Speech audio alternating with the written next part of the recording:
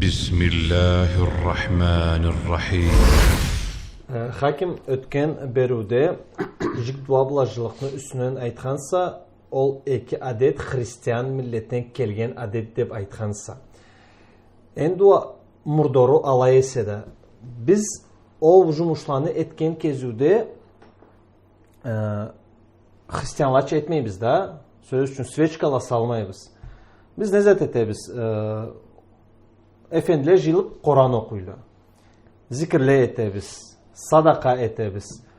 Ол жұмышла біздің шариаты, біздің жұмышытта, ақшы жұмышлатта sonra не қатасы барды? Соруың еге соруды ол берулер бізге тыңлағалады. Аллай сорула туарға болуқтыла. Бұлайда жуап не заттады? Жуап Мұхаммад пайғамбар саллаллаху алейхи ва саллямның Аллай хадисі барды.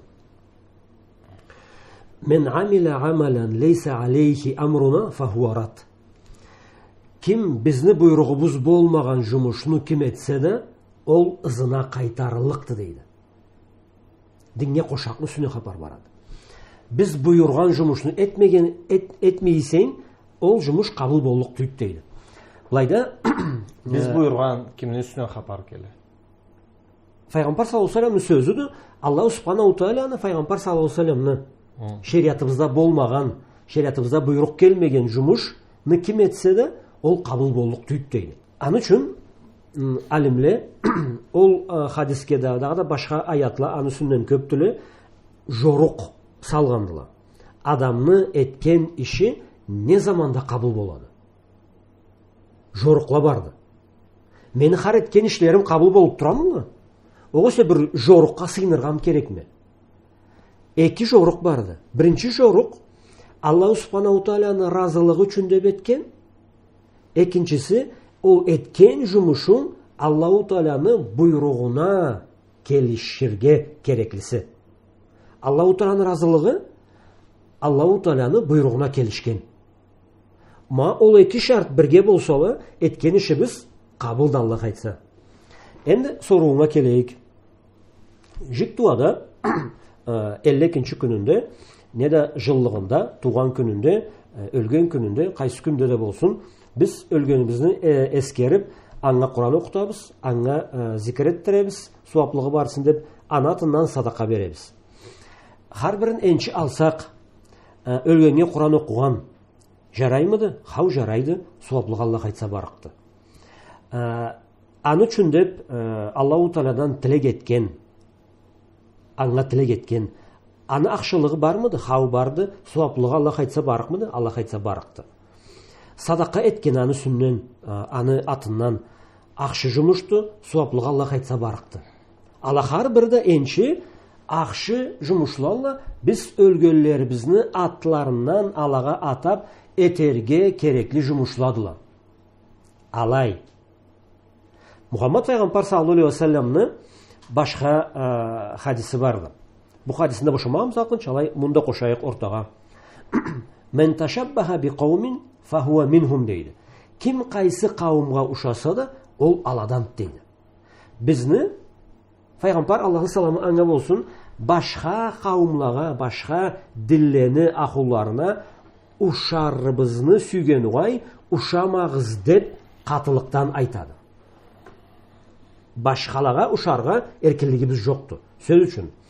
Ала садақаларын өлгенлеріне 52-ші күнлерінде метелі, 40-ші күнлерінде метелі.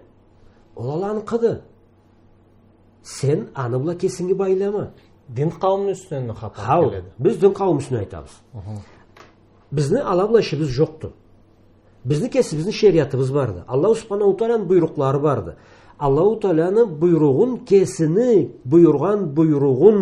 кесіні разылығы үшін деп еткені бізді қабыл етедансы, бізді ақылыбызға, бізге тап келгенні қабыл етмейді. Біз түйі біз оны ұчы бір Аллахты. Біз жаңызда Аллаху субханаху тағаланы бұйырғанын толтырғаны біз бұла разылығына жетеміз. Ансы мен ақылыма келгенні ұғай, бізде халықта жүргенні ұғай, ала етеділі де етейік дегенні ұғай. Аны үшін сен башқа қауымланы, башқа дінні ақылларыны төресін етейсен, сен Аллаға ұшайсың. Аңауы Бізге ол харамды. Аллах Субханаху Тағаланың разылығын ізлейсең, аны бұйрығын ізлейбіз. Не бұйырады? Өлгені менетерге садақат ет дейді, Құран оқырға жарайды дейді, дуа ет дейді, өңкішлерін төле дейді. Етігіз. Қачан? Мабы күнге байлап ет десең, аңға шағат керек. Өткен беруді айтқан егені сүннен. Бұлай бір кере етере керекті, бұ заманда етере керекті, бұ жерде етере керекті, шағат керекті. Құранны да, садақаны да өлген күнінде етерге керекті дегенді қаян тапқанса, баша күнне кетмейсе.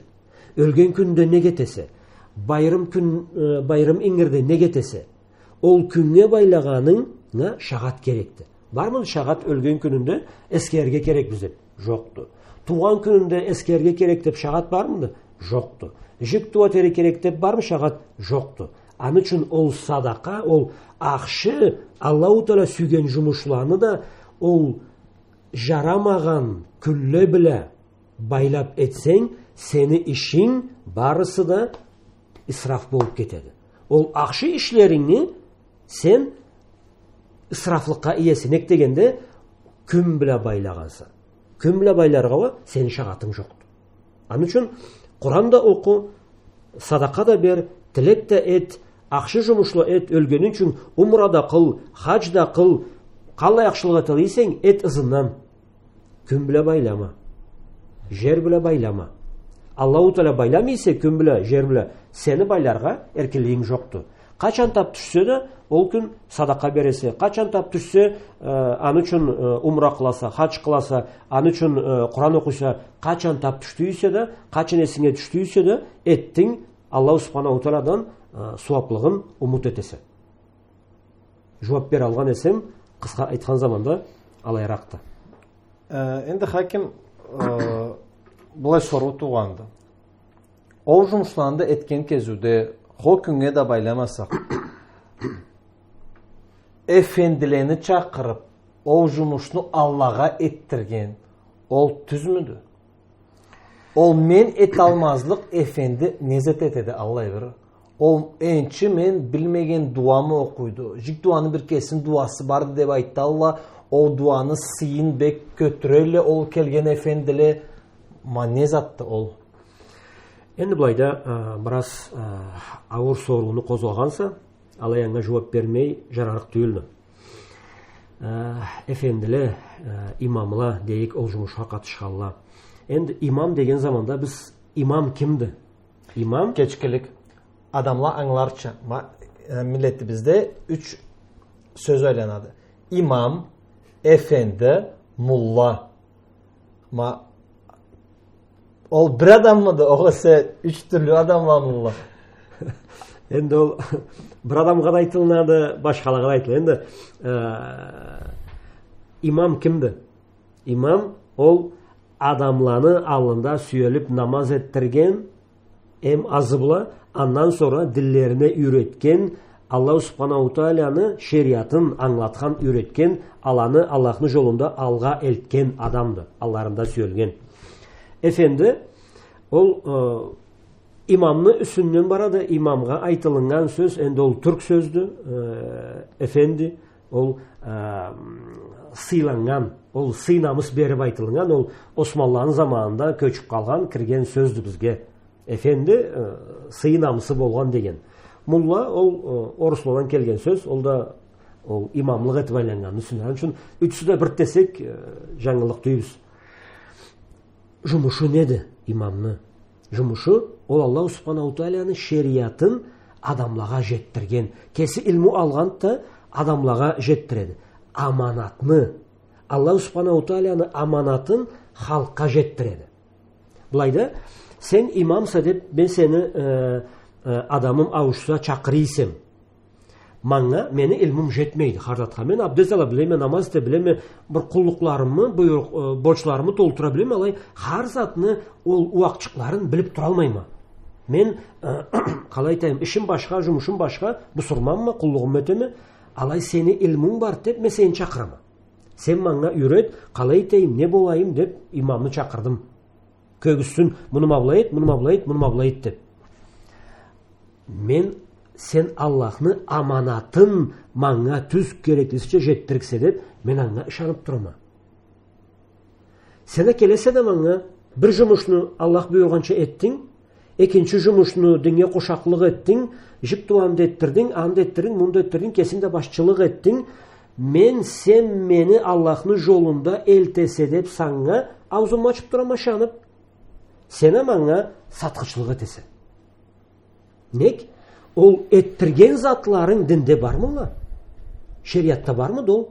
Сен маңа açıqtan неге айтмадың? Қарындашым, ма бұл жұмыш дүние келішмейді. Пайғамбар саллаллаху алейхи ва саллям мұны етмегенді. Бұл жұмыш жарарық түйілді. Дінде жоқты, дінде мабу барды, мабылай ет деп, сен маңа болғанша неге айтмадың, неге аңлатмадың? Деп мен саңа қиямат күнде сорықма мы?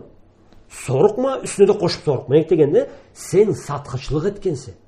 Мен қараң адамма, мен білмейме. Сен маңа болғанша неге аңлатмағанса? Кереклісіше неге аңлатмағанса? Аллах субханаху тағаланың алдында ол жұмышланы еті байланған efendileni, mollalarını, imamlarını boyulları bek basıktı. Allahu Teala'nın alnında kesilerin bek batır jürteli. Soru ullu, açı soru soruluktu. O soruğa kesilerin cevap jengil berikçe batır jürteli. Onun için efendi bek birinci amanatını iyesi olurga gerekti. Büsüreymilli, büsüremeyimilli. Sen ol kel de bizge mablay et dep aytılınganını eterge uğay, ma bu jaraydı, ma bu jaramaydı, ma bu tüzdü, ma bu tersti, ma bu jolunu etsen Allah'ın razılığına, bu mundava Allah'ın razılığını tabarık tüyse dep aytırga borçludu. Ol aytmağalayına kelip, halk akılına kelgenini ettirip, ol da tınlap etip ketip duruyse, ol dinine de, halkına da хиянатчыды. Сөз ауырды, мен білеме? Алай хиянатчыды. Аны açığından айтырға, жарсуға керекли біз.